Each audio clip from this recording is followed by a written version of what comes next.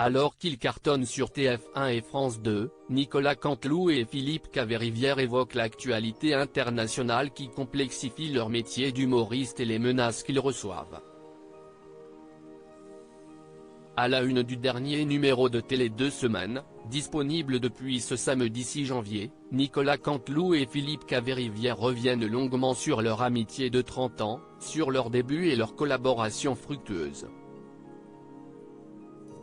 Une partie du public ne le sait peut-être pas, mais l'imitateur de TF1 et l'humoriste de RTL et France 2, autour de Léa Salamé dans Quelle époque et dans Bande organisée, se sont effectivement rencontrés en 1993 avant que, quelques années plus tard, Nicolas Canteloup n'embauche son ami comme auteur, notamment sur CST Canteloup. Au fil de l'entretien, les deux évoquent également le contexte international tendu qui rend leur rôle d'amuseur public parfois difficile. Nicolas Canteloup et Philippe Caverivière regrettent la frilosité de certains invités face à leurs blagues. Le grand sport du moment pour les invités sur les plateaux télé, CST de ne pas rire aux blagues pour ne pas se mouiller, se désole ainsi Nicolas Canteloup, rapidement rejoint par son camarade Philippe Caverivière. J'ai déjà eu des mecs en coulisses qui disent m'adorer et une fois en plateau. Mais ce qui est vraiment compliqué, ce sont les réseaux sociaux. Une femme m'a même reproché une blague Bar-le-Duc, il rit.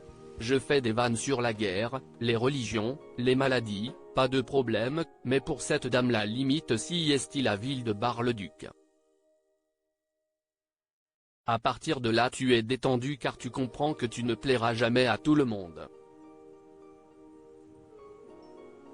L'émission CST Canteloup étant diffusée juste après le JT de 20h de TF1, sur une tranche très familiale, l'imitateur évoque également de son côté une forme non dite de responsabilité dans l'écriture des textes et des blagues.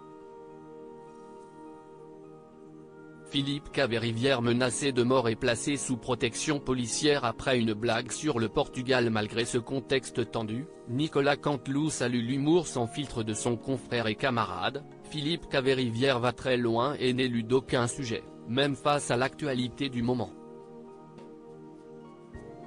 Et comme c'est toujours plus drôle que trash, ça passe. C'est son totem d'immunité. Et ce, malgré certaines critiques, insultes ou représailles en ligne, il n'y a aucun autre métier où 400 personnes vont insulter dans la même journée. J'ai eu des menaces de fans de K-pop et de Portugais qui voulaient ma mort. Il avait alors été placé sous protection policière, note de la rédaction. Je suis même passé aux 20h, là-bas. On laisse glisser. Témoigne ainsi Philippe Caverivière.